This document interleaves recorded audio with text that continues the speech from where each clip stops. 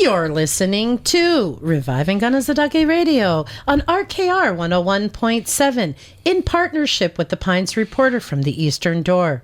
We're building a community media hub to strengthen Indigenous storytelling and reporting here in Kanehsatake. Today I'm joined by Pines Reporter journalist Hadassah Allen-Carr and Fern Marmont, pardon me. I'm your host, Michelle Daoust. Welcome to the show, Hadassah and Fern. How are you today? I'm doing good. All good. I guess I just wanted to mention, Fern's on the trip, but we do have a nice little audio story for her. Perfect. Thank you for that. Okay, so first I'd like to talk a little bit more about the council walkthrough today. Can you tell us a little bit about that? Yes. So the event is happening this afternoon at 1 p.m. and community members of all ages are invited to the event that will begin at the baseball field.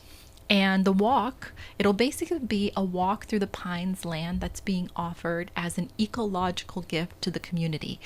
And they'll walk through the trails with Caretaker Council member Brant Etienne. There might be other Caretaker Council members, and the Ecological organization is going to, some representatives will be there as well. And basically they're going to be explaining how this partnership, this potential co-management of this ecological gift would work.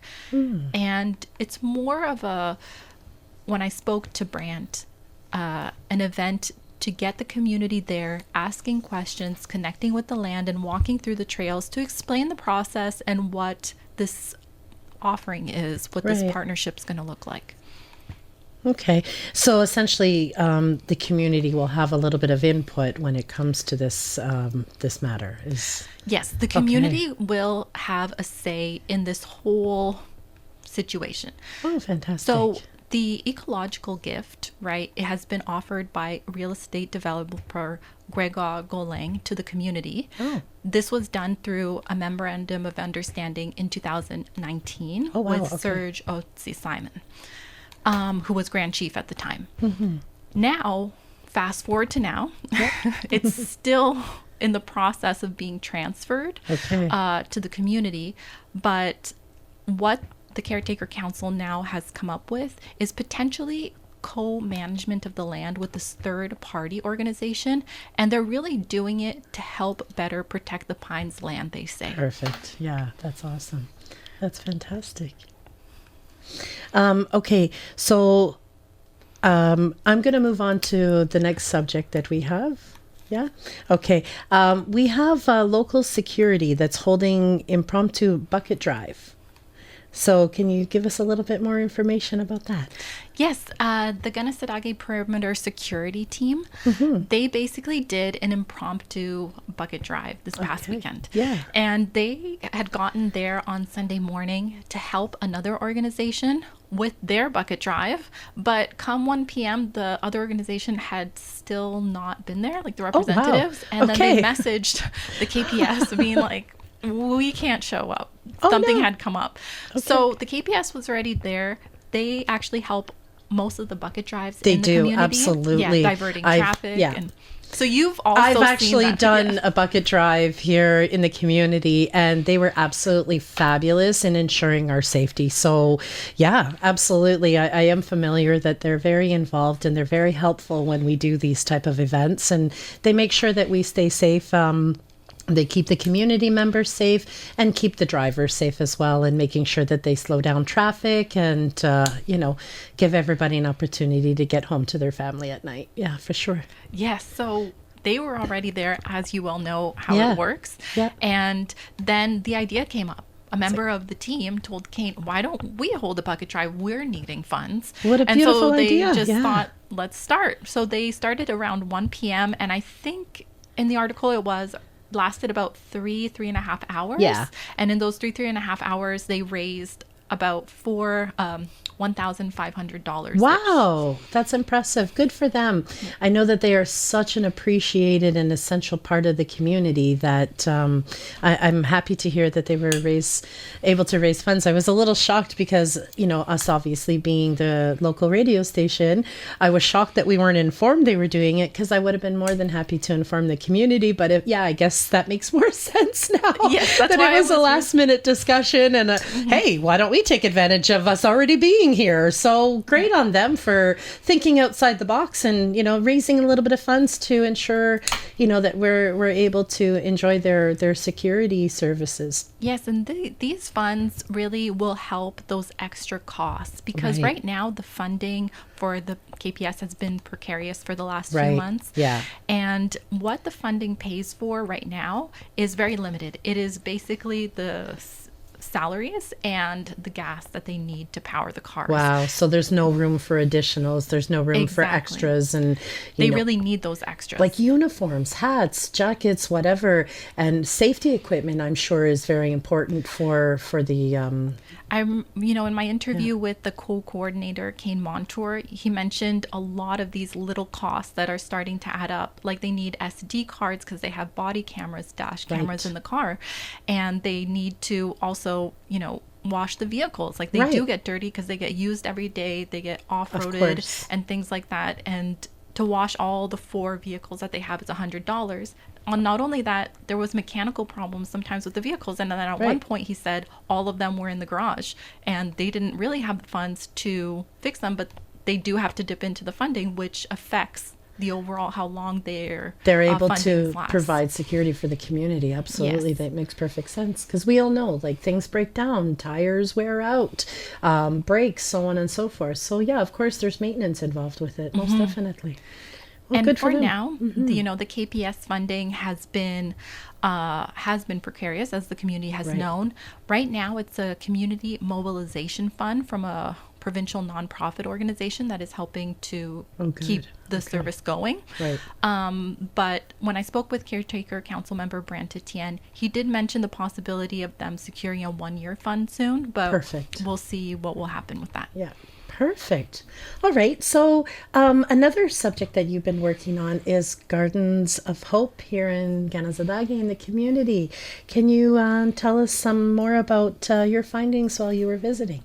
Yes. So I went to go visit the garden this week, and the garden is doing really well right now. It has a lot of movement. When I went there, a lot of different people had come to visit. Oh, nice. And Karen has really opened up the garden for the community to have free produce that's grown here on Kanehsatake land. And community members are coming in, they're able to get produce for themselves, but also the garden is a place for other organizations and to help others. So for Karen, for those who know her story, she attributes her faith and also the garden for helping her heal from addiction and from a difficult point in her life. Right. And so when she opened up the garden, part of it was to invite people who are vulnerable. She even called them in the interview, I didn't include it in the story, but almost like, quote unquote, the undesirables of society, and to really give them a space to potentially heal and move on with their life. And so a lot of the organizations that she works with are people who face homelessness and who need, guidance. Or a job for the day, a job for the day where they can earn cash. There is a nonprofit that helps do that and have connected with Karen. There are also people who, are facing limitations. I know that I interviewed someone who's part of a youth organization who helps vulnerable youth in Montreal, and they were out there getting work experience and that they might have not potentially been able to get, and they're working in the garden. And so it's really become a space where for many benefits, like it's a vehicle to help benefit a community in a big way. Well, and we all know that due to economics today, that sometimes produce can be quite costly, and not everybody has the room in their budget. So having something like this in the community is phenomenal to ensure that everybody's getting the proper nutritions that they need as well, right? So, wow, it gives me goosebumps to think how amazing and how the community can come together and support each other. Not only through feeding, but also through meditations or serenities and vices, because when people come from, let's say like, quote unquote jaded pasts, or, they have undesirables, if I may, it's hard to find acceptance. And sometimes, that could be the key difference between being successful in your sobriety and not, because now you have a sense of belonging.